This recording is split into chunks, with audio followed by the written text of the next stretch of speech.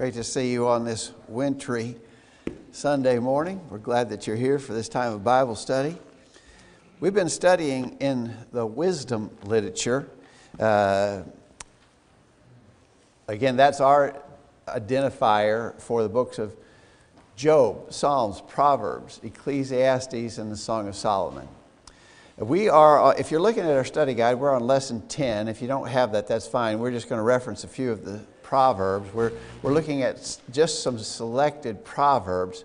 And I give you a little, I made an administrative decision on how we're going to proceed further. We're going to cover lesson 10 and just take a real quick look at the next lesson today, which is chapter 31 about the virtuous woman.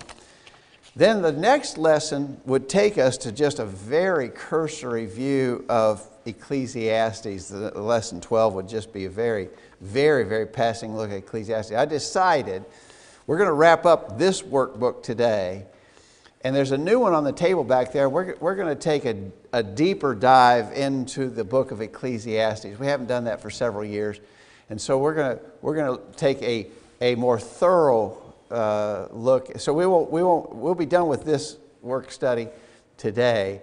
And there's another study guide out there on the table for the book of Ecclesiastes, and we'll be looking at it in a more in-depth fashion. And I think it's important to do so. So let's dive into this one today. We're at lesson 10. We're looking at some of the selected Proverbs. And the first one is Proverbs chapter 4, verses 10 through 27. Proverbs chapter 4 is where we begin.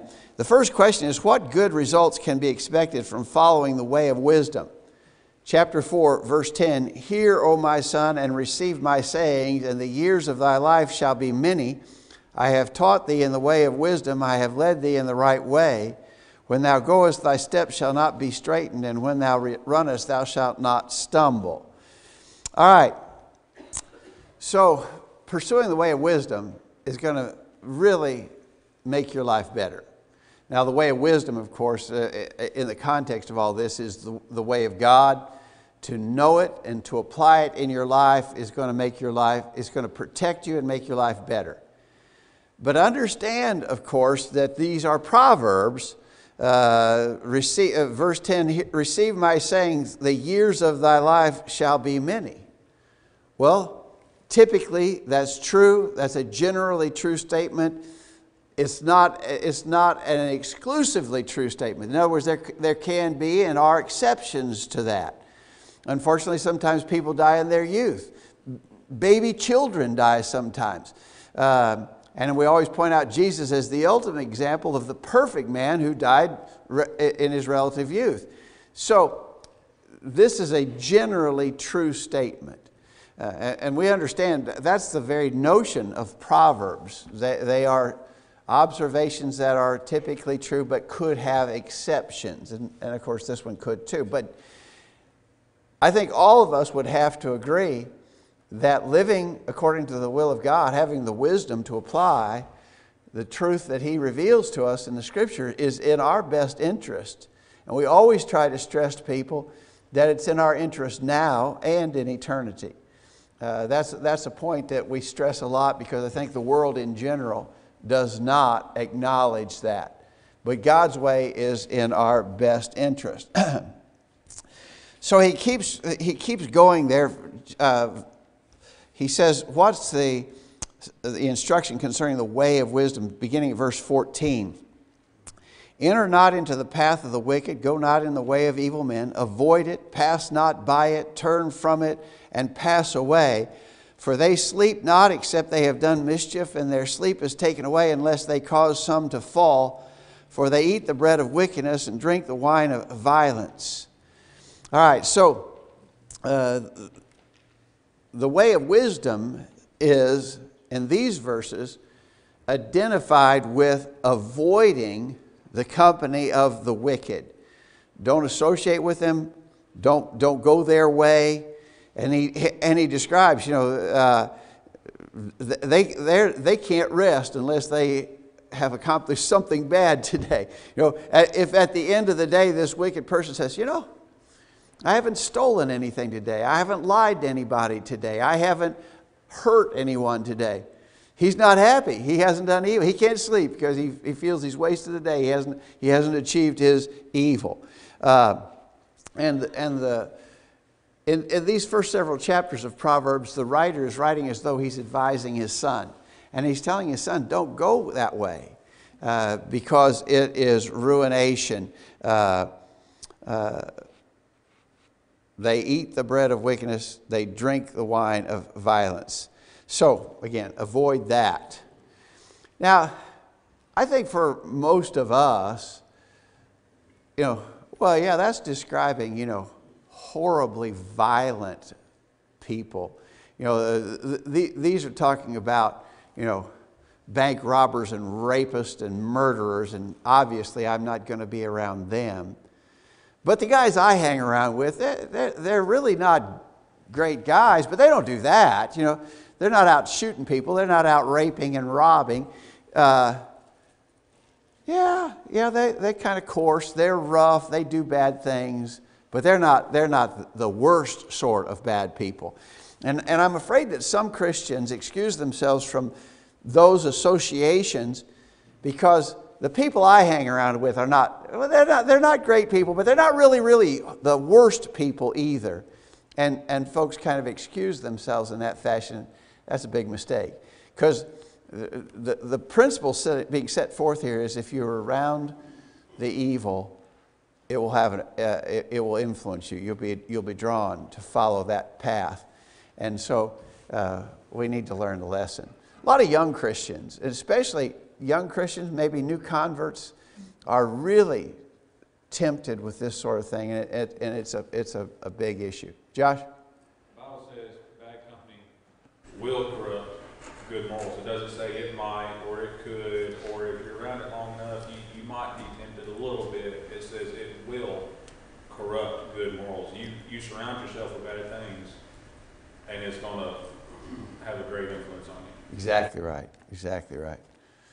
Verse 18 and 19, but the path of the just is as the shining light, and shineth more and more unto the perfect day. The way of the wicked is as darkness, they know not at what they stumble. So I think that's kind of interesting the way it's stated in verse 18. The path of the just is as a shining light that shines more and more into the perfect day. Would you agree with me that when we make our effort to live godly lives, as we keep doing that, we keep realizing more and more the advantage of it? That, in other words, it's a good thing. Yeah, it's a good thing.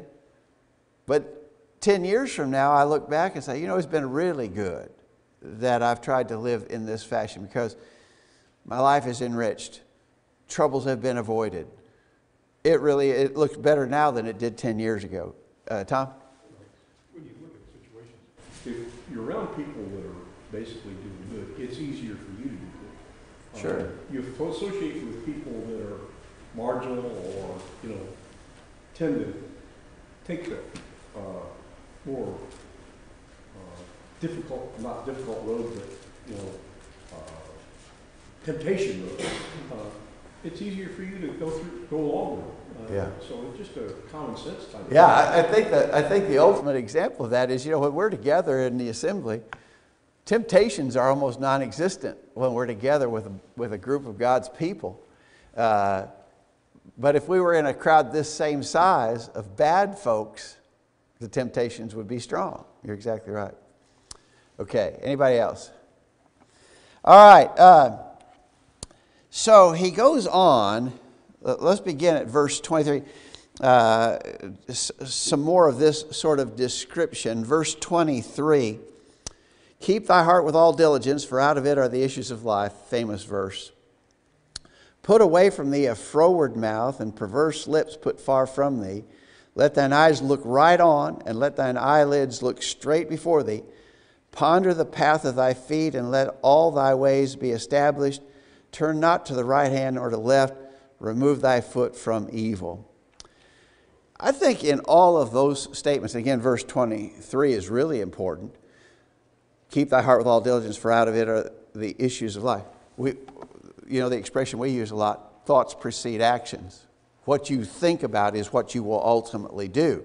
Therefore, you need to really guard your heart. I think this is a real special challenge to us in the modern media age, where there's so much opportunity. We're just being bombarded with evil images and thoughts. We got to really protect ourselves from that. Parents, you got to really protect your young people from those sorts of things. I don't know that danger can be overstated, or the warning to parents be made any stronger. If you've got young people in your home, you have got to be extra diligent to help them keep their heart. Because you just let a bunch of junk just keep being embedded in your mind, it's not going to turn out well. It's just not. Keep thy heart with all diligence. That's for us. It's for our kids too. We got to do that. But in these verses, I think especially in these verses, the idea is you got to plan to do right. You don't end up doing right just accidentally. Notice, you've got to let your eyes look straight ahead. Let your eyelids be straight before. Ponder the path of thy feet. Let thy ways be established. So, if I'm going to live right and do right, it's not going to be accidental. I'm going to have to plan and purpose and prioritize that. I think we don't do that well enough, but we need to make that effort. Tom? Think about it. With young drivers, they get out, they haven't learned that ability to look ahead and be able to talk to people in the car. We had a neighbor out in New Jersey. She got a driver's license, and she'd be driving, but she'd be talking to her friends, and she would turn to the back seat. She had 4 accidents within 3 or 4 months. It's just that concept of, being able, there's evil around you, but you still got to keep looking ahead to keep from running into it. Yeah. So that's a good illustration. Josh? Not that I like to quote Dave Ramsey and his people a whole lot, but they talk about retirement a lot, and they say, you don't accidentally save up a lot of money for retirement. You plan to retire one day, and you save, and you do things, you think about it, you make these plans of how you can be comfortable in retirement. This is a lot the same way. We ponder God's ways, and we will apply ourselves to them if we really have them on our heart and minds like we should. Yeah. I think that's a good illustration too. We plan for physical things, but we don't plan for spiritual things as much as we should. I think that's exactly right. All right, anybody else? All right. The next section comes from chapter 5, beginning at verse 15. Chapter 5, verse 15. Drink waters out of thine own cistern, and running waters out of thine own well. Again, a pretty famous verse here. But it's not talking about literal water. It's talking about something else. We'll see as the context goes on. Let thy fountains be dispersed. Let thy fountains be dispersed abroad in rivers of water in the streets. Let them be only thine own, and not strangers with thee. Let thy fountain be blessed, and rejoice with the wife of thy youth. Let her be as the loving hind and pleasant roe. Let her breast satisfy thee at all times, and be thou ravaged always with her love. For why wilt thou, my son, be ravaged with a strange woman, and embrace the bosom of a stranger? For the ways of man are before the eyes of the Lord, and he pondereth all his goings. His own iniquities shall take the wicked himself, and he shall be holden with the cords of his sins. He shall die without instruction, and in the greatness of his folly shall he go astray. All right, pretty obvious what he's talking about there, right? He's talking about, as our worksheet says, purity in marriage, maintaining purity in marriage. Sort of the famous expression there is, drink waters out of thine own cistern, running waters out of thine own well. And again, it's not talking about literal water, but it's talking about a man and his wife and the relationship that they share, especially the intimate relationship that they share, should be sacred and special. And that's where the gratification that you desire should come from, not from someplace else. We understand that God created us in a fashion to have these desires, but He's also created the perfect avenue for the fulfilling of these desires, and it is in marriage, in fidelity to our marriage vows, and that's especially what's being described here. Now, in the broader context of this, the point is wisdom. This is wisdom. This is a part of wisdom. We're better off again. And we need to be wise enough to realize it. I know before I started preaching in the big office where I worked, there were probably 50 or 60 guys in this great big office, and I think there were 5 or 6 secretaries. And I think all of those secretaries had affairs with multiple men in the office, you know. And all broken marriages and all kinds of heartache and personal just disaster that they brought into their lives for a moment of sexual pleasure. You know, it was not enduring. It wasn't lasting. It was fleeting. It was passing. It was temporary. Those guys were just foolish. They didn't have the wisdom to realize there's nothing to that. That's not going to accomplish anything. That's not going to be satisfactory.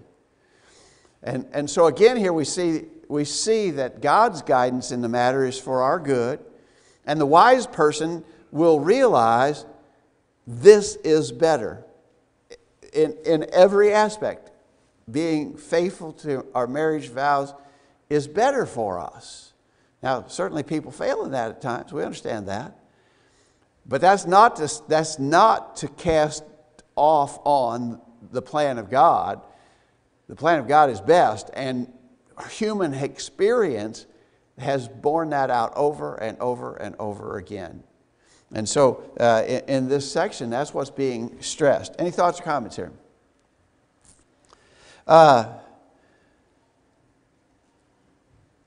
Let's skip on to the next section, chapter 6, beginning at verse 25. He says, what results of sexual immorality are listed in the text?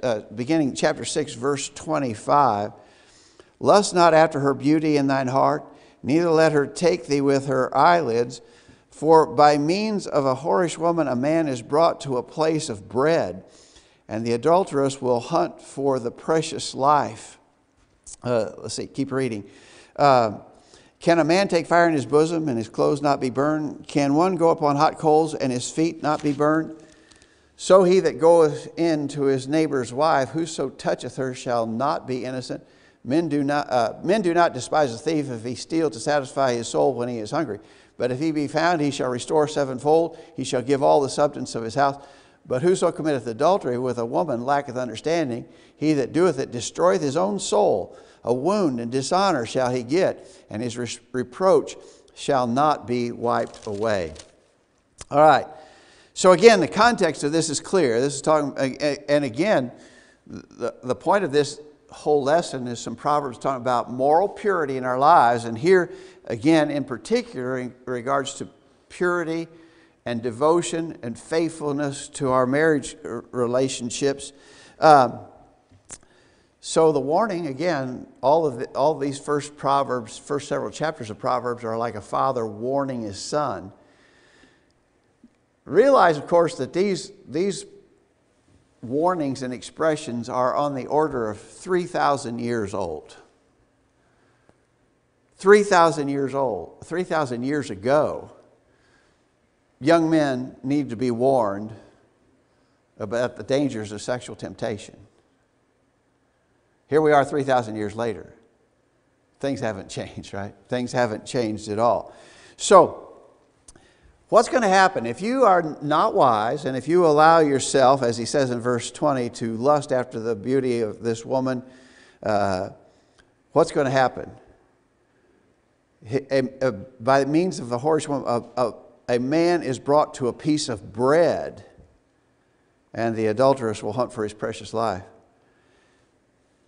Poverty and destruction, ruin. I don't think that that necessarily exclusively means that you'll physically become poor, although that can certainly be the case. I think it could have broad application. In other words, a piece of bread is nothing, right? A piece of bread is of practically zero value. And he says your life will be brought to a piece of bread. Physically, emotionally, in almost every way that you can think about it, you're going to bring ruination. You're going to hurt yourself. Your very life is going to be brought to ruin. Understand that. Know that before the fact. Know that this will not turn out well. Just know that. It's not to your advantage. It won't work out. Then there's a couple of verses here that are very well remembered, 27 and 28. We often use these as standalone verses. Can a man take fire in his bosom and his clothes not be burned? Can a man go upon hot coals and his feet not be burned? We use those a lot. In the context, it's specifically talking about the temptation of sexual immorality.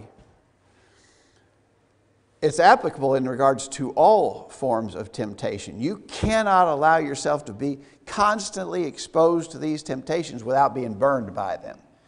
You know, this is the sort of the classic rhetorical question. Can a man take fire in his bosom and his clothes not be burnt? Obviously, no. Can a man walk upon hot coals and his feet not be burnt? Obviously, no. Can you be around sinful people? Here in specific, can you be around a sinful woman who's tempting you to do evil? Can you be around that and not suffer? Can you engage in that sort of activity and not pay the price for it? Obviously, no. There is a price, typically a horrible price, to be paid for doing that sort of thing. Then I think it's kind of interesting when he compares an adulterer to a thief. Now, he's not excusing the thief, but he says it's not the same. A thief, you know, men won't despise a thief, especially if he's stealing because he's hungry. He's stealing because he's hungry. I can understand that. I can understand him doing that. It's not right, doesn't make it right. If he gets caught, he's going to have to pay back sevenfold. That was the law. That's the law they lived under. But he said it's understandable. I mean, at least you could put yourself in his shoes and understand that he's hungry and he might steal to satisfy his hunger. Not making it right. And if he gets caught, he's going to be punished for what he did and he'll have to make retribution to that. But he says that's not even comparable to the person who commits adultery. The person who commits adultery, says, lacks understanding. He destroys his own soul. A wound and a dishonor shall he get, and his reproach shall not be wiped away. So if I'm starving to death and I went out, let's say I'm starving to death and I go past this guy's garden and he's got some real juicy watermelons in there and maybe a few other things that I'm going to grab a handful of that and eat it. Shouldn't do that. That's stealing. I shouldn't steal. But even if that guy came out and caught me at it, I mean, he might come out, you know, waving his shotgun, get out of my garden. But I'm going to get past that. He's going to get past that. We can make that right. But if I am unfaithful to my wife, I very likely will not get past that. I'll bear lifelong consequences to that. So he's just saying this is how serious it is. All right. And again, I think for all of us who are married people, we need to take that admonition. Certainly, I believe we need to instill those kind of values in our children, in our young people, in our teenagers. Instill that kind of reasoning in them. I think it's really important for us to give them those kind of warnings. Drill into their minds early on that the intimate relationship of marriage, intimacy should be reserved for marriage. And in marriage, it's precious. It needs to be honored. And the lifelong commitment to marriage should be there. And they should understand that from their youth.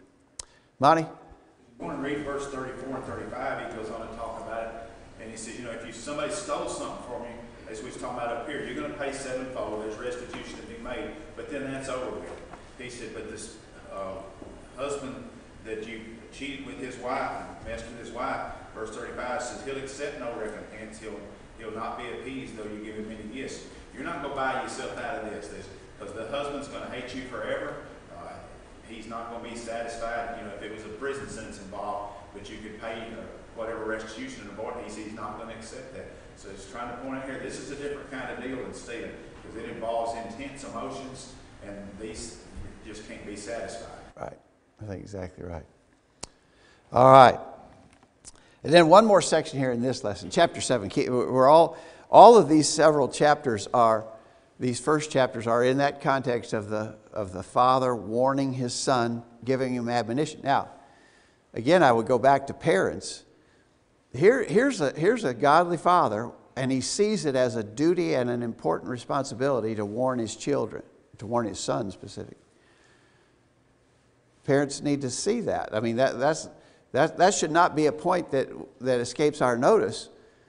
This father saw that he needed to warn his son, and warn his son in fairly explicit terms. I mean, you'd have to agree with me that the wording here, though not inappropriate at all, is explicit. You know, you don't miss the point. You understand what he's talking about. And again, I think that's one of the toughest assignments of parenting, is when our children reach that age where these matters of sexual intimacy become a concern. It's not comfortable to talk with them about that, but we have to. Because I want to tell you something. The people of the world are being very explicit about that. They're talking to them about that in the plainest language, in the plainest terms. So we just got to get our courage up and say, I'm going to talk. I'm going to talk. I'm going to have a heart-to-heart, and it's not going to be just once, but on a regular basis, we're going to deal with these kinds of subjects. That's a hard thing. That's really a hard thing. I understand that for sure. But this father in the first chapters of Proverbs saw the importance of doing that. All right, chapter 7, verse 1. My son, keep my words. Lay up my commandments with thee.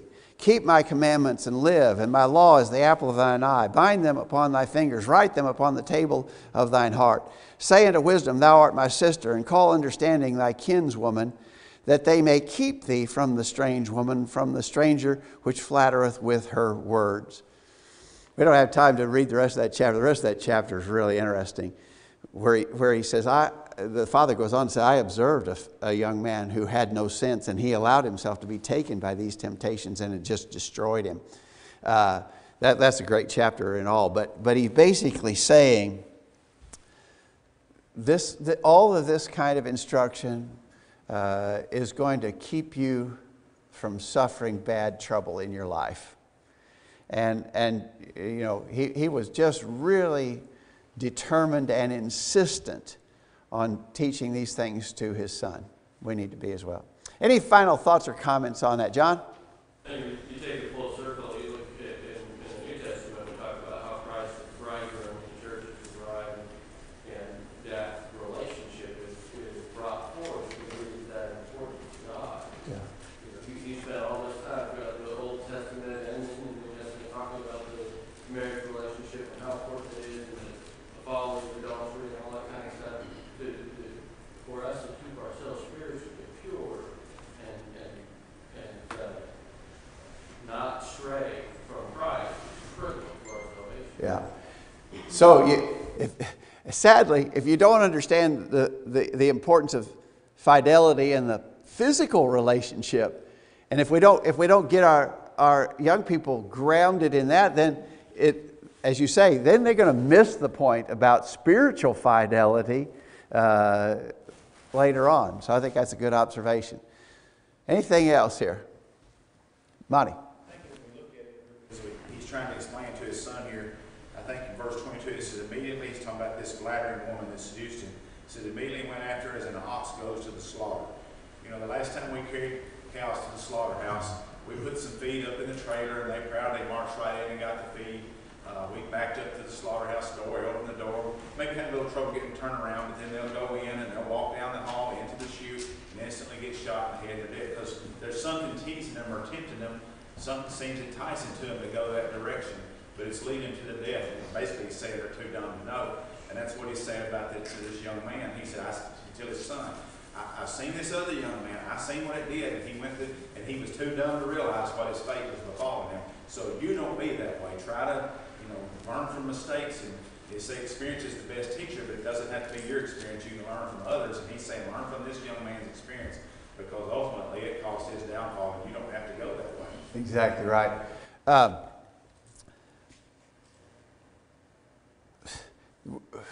I think that's a really interesting illustration how the ox goes to the slaughter or the cow to the slaughter.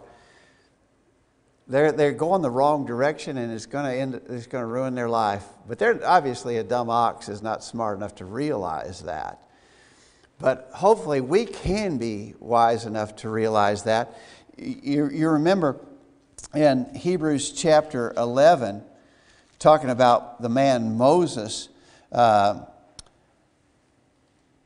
Hebrews 11, verse 24, by faith Moses, when he was come to years, refused to be called the son of Pharaoh's daughter, choosing rather to suffer affliction with the people of God than to enjoy the pleasures of sin for a season.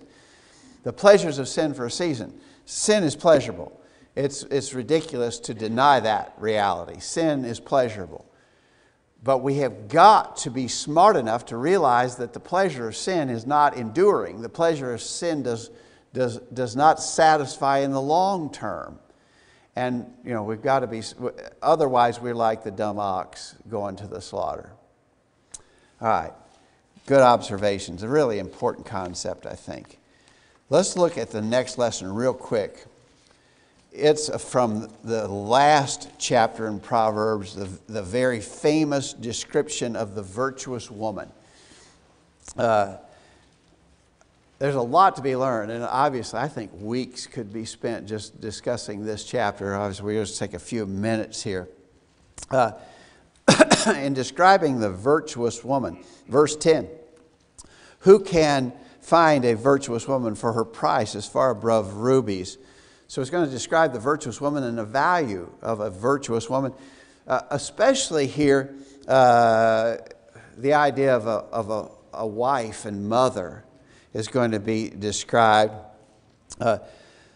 For her husband, verse 12, she will do him good and not evil all the days of his life. Verse 15, she rises also while it is yet night and giveth meat to her household and a portion to her maidens. Verse 21, she is not afraid of the snow for her household are clothed with scarlet. Verse 23, her husband is known in the gates, and he sitteth among the elders of the land. Verse 27, she looketh well to the ways of her household, needeth not the bread of idleness. Her children arise up and call her blessed, her husband also, and he praiseth her. And so, for the virtuous woman, obviously there's an emphasis here on looking to the affairs of her household, her husband and her children. These are priorities for the virtuous woman to pursue. Again, in our modern world, that's not the norm. Wouldn't you have to agree, sadly, that that's not the norm in the modern world? In fact, in our world, a woman who would attend to those sort of priorities, she's going to be cast off upon. She's going to be put down and ridiculed. She is not achieving personal fulfillment. She's not realizing her ultimate potential. She's at home, raising her family, caring for her children, attending to the needs of her husband. Well, that's terrible. That picture in our society is represented as being really awful. But again, if we accept the wisdom of God, we see that a woman is most fulfilled in the pursuit of these things. And so, a great diametric opposite to what God thinks is best and what man thinks is best. Huh? I think the picture the world has of that is this gal sitting around, never gets dressed in the morning, sits around and watches her soap operas and eats bonbons and never really does anything. The kids are messing with. This is not what this thing's talking about. This is talking about somebody that gets up, does what needs to be done, and and takes a lot of responsibility on herself as enterprising. It's a contrast to the world's picture and what Proverbs is actually talking about. Yeah. Again, I think you're making a good point. This woman was busy. She was industrious. Her industry was focused on her family. Her busyness was all about caring for her husband and children, but she wasn't lazy. Again, I think you make the point that in the world's view, if you're not a career woman pursuing the highest rung on the ladder of career success, then you're lazy. That's not necessarily so at all. It shouldn't be so. All right. The next question says, what are some of the verses that describes her personality? Verse 13, she seeketh wool and flax and worketh willingly with her hands. In other words, as we were just saying, she's busy. Verse 16, she considereth a field and buyeth it. With the fruit of her hands she planteth a vineyard. Again, you get the idea. This woman is not looking for we're looking in Psalm 31. Proverbs 31 is where we are right now. In verse 16, she's expanding her realm of duty and obligation. She's finding new opportunities to do this good work. Verse 20, she stretches out her hand to the poor. Yea, she reaches forth her hands to the needy. She's benevolent. Again, although I think the argument would be made even from this context that her primary emphasis is her family and her family needs, she's not ignoring needy people around her that she could be benefiting. And so she looks to others who might be in need and what she can do for them. Verse 24, she maketh fine linen and selleth it and delivereth girdles unto the merchant. In other words, she's skilled. She has talents and abilities and uses them.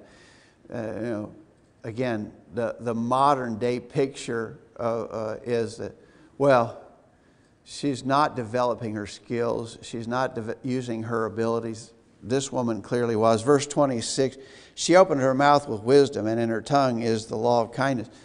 She teaches. She's a teacher. She teaches others. She certainly would teach her own children. And as opportunity provides, she would teach others. She uses her influence. So all those things, again, describing this virtuous woman. Thoughts or comments here on these verses? All right, then finally question 3 says, list all the phrases that describe the worthy woman's attitude toward herself. That's kind of interesting. What is the text? How does she perceive herself? Verse 18, she perceiveth that her merchandise is good. Her candle goeth not out by night.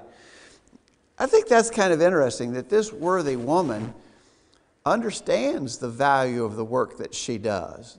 That there is intrinsic value in what she's able to provide. Again, the world would have us think that a woman who doesn't pursue a business career, the reason why she doesn't is because she has such a low estimation of herself and her abilities that she's just sort of intimidated and she sits at home in a closet. No, this woman understood. I've got something to add. I've got service of value that I can perform. She understands the importance and value of her work. Monty?